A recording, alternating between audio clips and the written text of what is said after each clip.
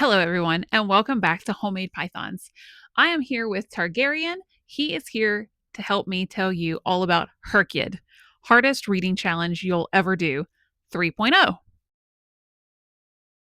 So, Herkid is a reading challenge created by a YouTube user named QWERTY.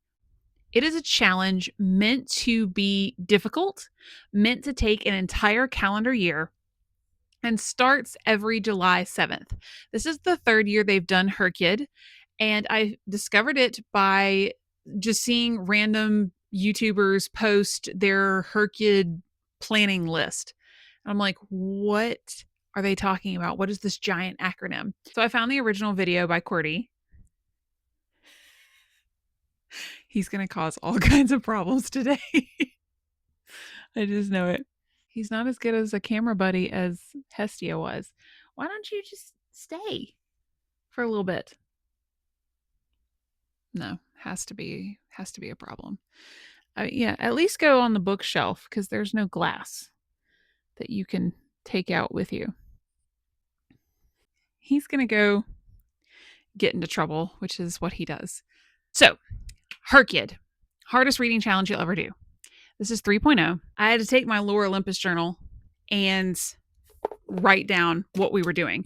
It does take some planning, especially if you're going to do the whole thing. So, Herkid has a giant bingo board of prompts. A lot of people that I watched, they were doing every single prompt. More power to you. This really is the hardest reading challenge you'll ever do. It is not simple, and every single reading prompt requires you to read way more than one book. So I decided to do just one bingo column or row instead of doing the entire bingo board. That was too much. Because like the entire bingo board is like 150 books or something. Like it's well over 100 books, which is awesome. Fantastic. I try to read 100 books every single year. But because it goes from July to July, I was like, I don't want to plan out a year of reading right now because new things come out all the time and I never know what I'm going to get in my subscription boxes. So like I need something simpler. So I'm doing just a column. And I grabbed a lot of the books from my July TBR and put them in the prompts, and they do match, but I was really focused on trying to get through my July TBR and some of the things that I'm really, really excited about reading in order to make this challenge work for me. Now, there are different variations to the challenge this year in 3.0. This year's theme is customization. So there's an original Herkid challenge. There is a kids version, which I thought was fantastic. When I listened to QWERTY do her video and she told the prompts for the kids versions, it's the exact same prompts as the adult versions, but modified for kids that are doable. As a teacher, I loved it. I thought QWERTY did an incredible job making it kid friendly, but still making it challenging and making it worthwhile. She didn't make it simple. She made it kid friendly. And there's a difference between those two things. So there's a kids version. There's the Ain't Got Time for That version, which lowers the number of books per prompt, I think, so that you only have to read one or two books for each prompt so that you get through it faster. And then there's a gamification version, which is, oh man, good luck. That's wild. So yeah, I went with a single bingo column and I went with the prompts in that column and then created my list, my TBR list from those prompts. My prompts are choose your party, US road trip, animal families, characters to authors, and it's your birthday. I also added a sixth prompt because I thought it was the greatest prompt, but I didn't like the columns that went with that prompt. So I just decided to add it on as an extra sixth bonus thing. And that is choose your curriculum. So we're going to go through each of the prompts, what they mean, and what books I picked to read for these prompts. So let's go with probably the easiest prompt first. And it's starting to thunder. So here we go. US road trip. So the description for this prompt is that you have to read 5 books. If you're in the United States, it has to be different states that are not New York or California. Cordy said that those 2 states are featured in so many novels, it's time to branch out. I wholeheartedly agree. So let's take a look at what I got. My stack of US road trip books is actually all romance. That was not intentional. It's just what happened. First, we start off in Maine with The Someday Garden. This is an Ashley Poston novel. It is romance and it just came out, I want to say in June of this year. Then we're going to drive over to Massachusetts with Summer Reading. This is a cute little romance about a woman with dyslexia who falls in love with a book reader, with a librarian actually. Super cute. Then we're going to head on over to Maryland with First Time Caller. Everybody loves this book. It is also a romance, and there is now a sequel, like a standalone sequel. This got really, really big last year, and I'm behind. It was also a Book of the Month, Book of the Year finalist. Then we're going to head down to South Carolina with The Dead Romantics, also by Ashley Poston. Now, this book does start in New York City, which I'm not supposed to read, but she then travels to South Carolina and spends the majority of the book in South Carolina. So I'm counting it. And finally, we end up in my home state, Florida, in stormy weather. Now let's talk about animal families. The animal families prompt says that you have to focus on books that have different animal kingdoms or families of animals.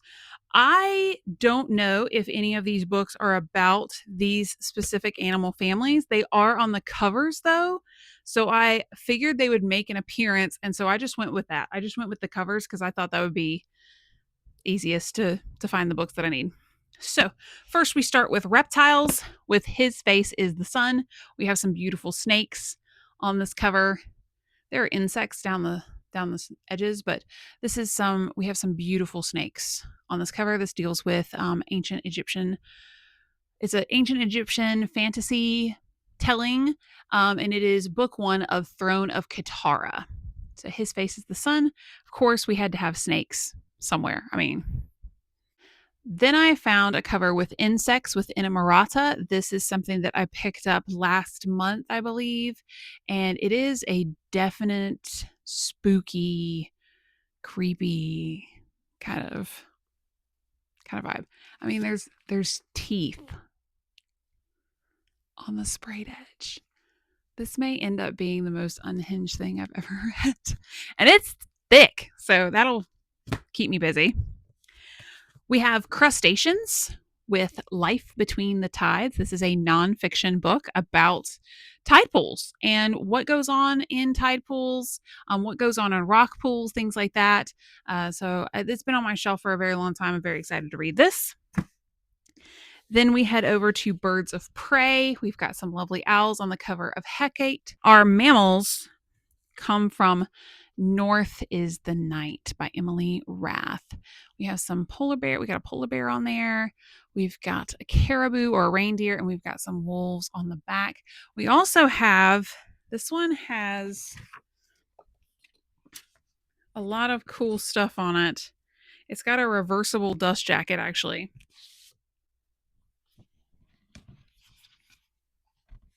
And inside we have this beautiful bear on the end pages. Next prompt, I had to have some help on. It's called Choose Your Party. You have to read 5 books and you have to match the theme or a character or what's going on in the book to a class from Dungeons and Dragons. The closest I've ever gotten to playing Dungeons and Dragons is doing Magical Readathon, so I had to ask my roommate for some help on this because I had no idea what I was doing. My first book is The Bookstore Diaries. Super cute little thing that I picked up, I think, in Amelia Island. And this is going to be Bard class because bards are known for storytelling, and this is a book about a bookshop.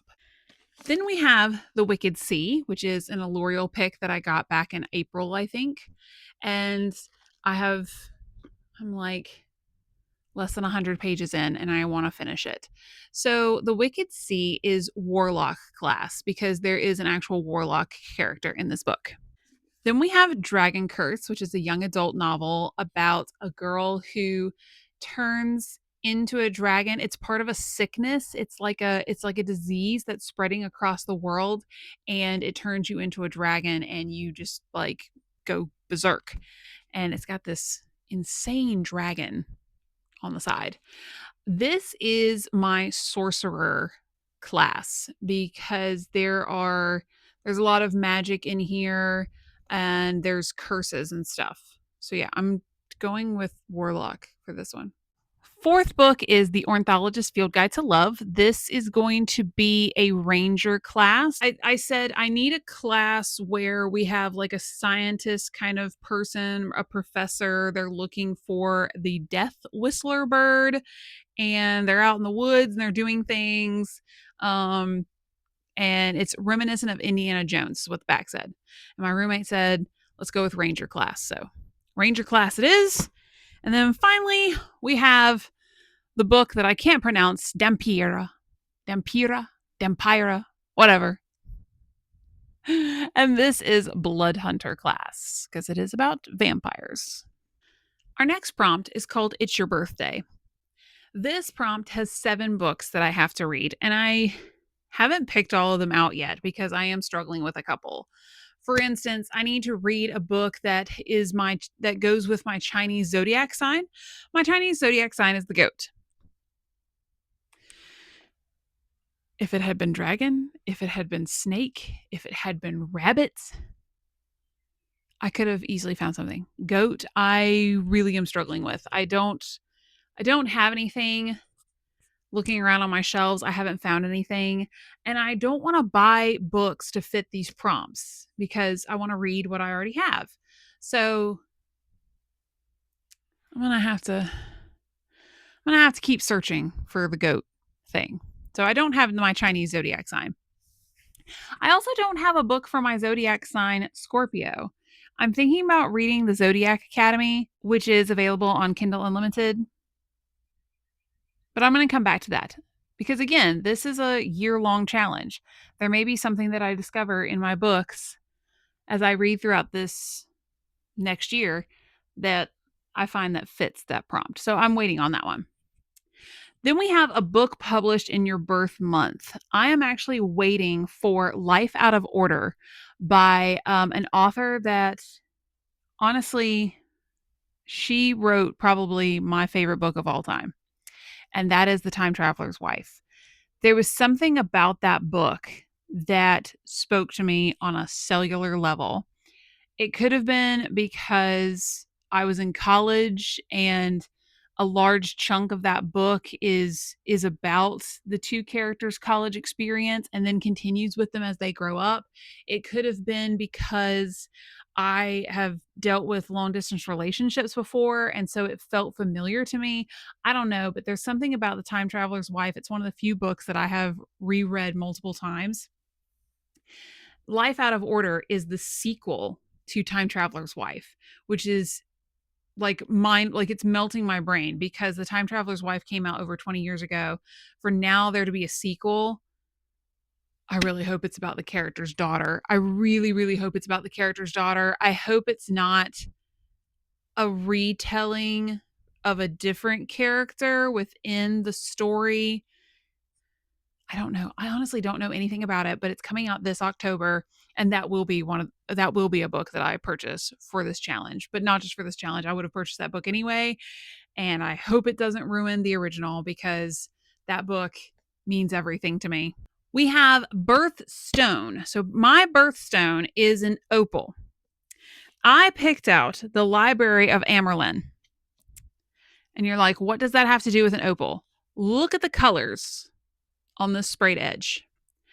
It reminded me of an opal. And if you're thinking to yourself, that's a bit of a stretch, come for me because I'm doing it. It's an opal to me. It reminds me of an opal. I yep. This is it. Birth tree is for me ivy. I'm going to be reading the Violin Maker's Secret because, as you can see, that looks like ivy to me. So there's ivy on the cover of this book. So I'm using this one. Birth flower is the marigold. I looked at this edition of Lightlark, and this right here, to me, looks like a marigold. It's showing up very red on the camera, but it's a very golden orange color. Looks like a marigold. I'm going with it. Marigold was actually one of the ones that I couldn't find. And then I saw that last minute and I was like, yep. Meaning of your name is also in this prompt. My name means mankind's little helper.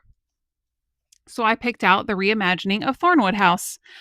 This book is about a land witch. She is accustomed to dealing with natural disasters, but she longs for a life of a little less danger for her and her adopted daughter. So when the opportunity to become a caretaker for Thornwood House, a sentient home that acts as the magical heart of the village, arises, it seems almost fated. To me, that sounded like a person who naturally just wants to help people. She helps people with natural disasters with her magical abilities, and now she wants to become a caretaker of this sentient house who apparently has, does a sentient house use people pronouns or thing pronouns? Either way, it has problems and she has to fix them. And that to me sounded like a little helper. So I'm going to read this book for my name. Now, you are allowed to reuse books for other prompts as long as they're not within the same square.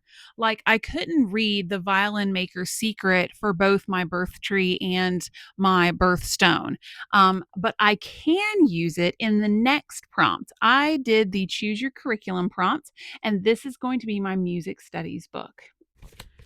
I'm going to go to math class with Daedalus is Dead. This is the guy that created the maze for the Minotaur in Greek mythology. I felt like this looks pretty mathematical. He's making a maze. That's mathematical. You can use graph paper for that. That's math class. The Best Life Book Club is going to be my language arts class.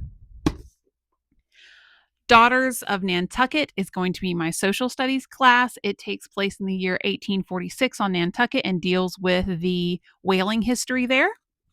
And then for PE class, I have the Hunger Games, the Ballad of Songbirds and Snakes. Is that morbid and a little dark? Yes. Am I going to do it anyway for PE class? I am, because I still haven't read this and I need to. Sorry for anybody I offended. So that's Choose Your Own Curriculum. We have one last prompt left. This one we have to do in a particular order because this is the characters to authors.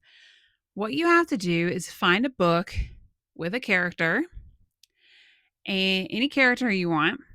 That character that you pick out, the last letter of their name has to be the first letter of an author's name for the next book.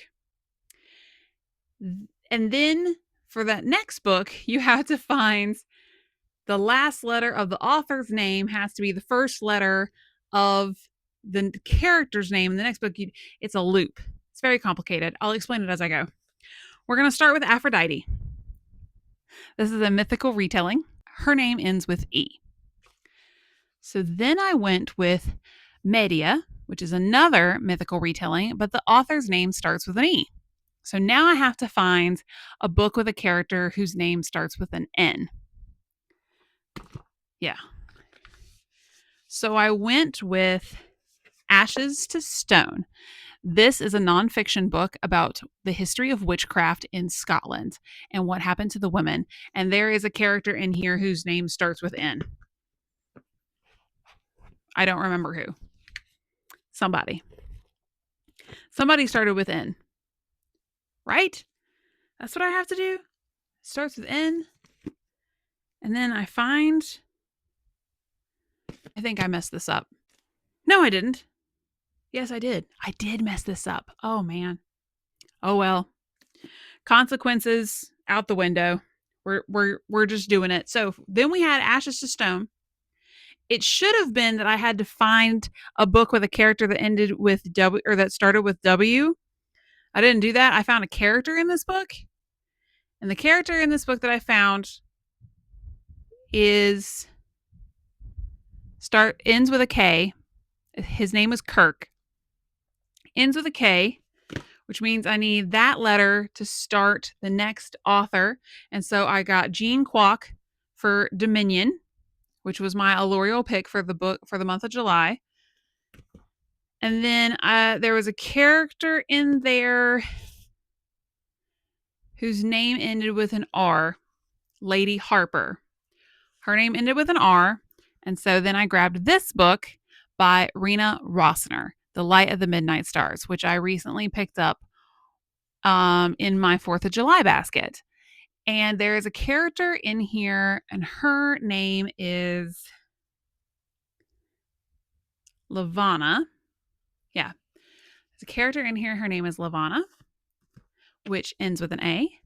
For my final book by Catherine Arden, The Unicorn Hunters.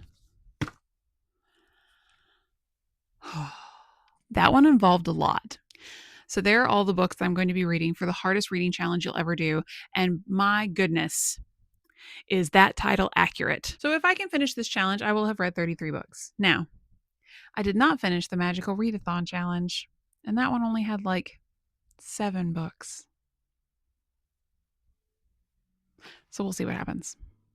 I also got very distracted. So we'll see what happens. Magical Readathon is coming back for the fall semester, though, next month.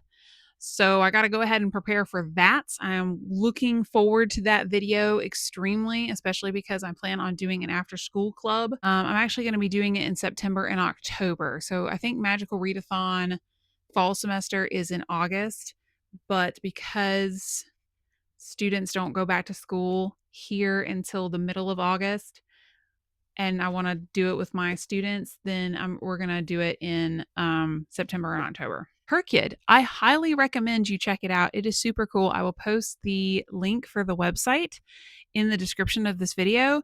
And you can take a look at the rules. You can take a look at the prompts and see which ones you want to do. And I will post the original video by Cordy in here as well so that you can check it out, because what an awesome idea.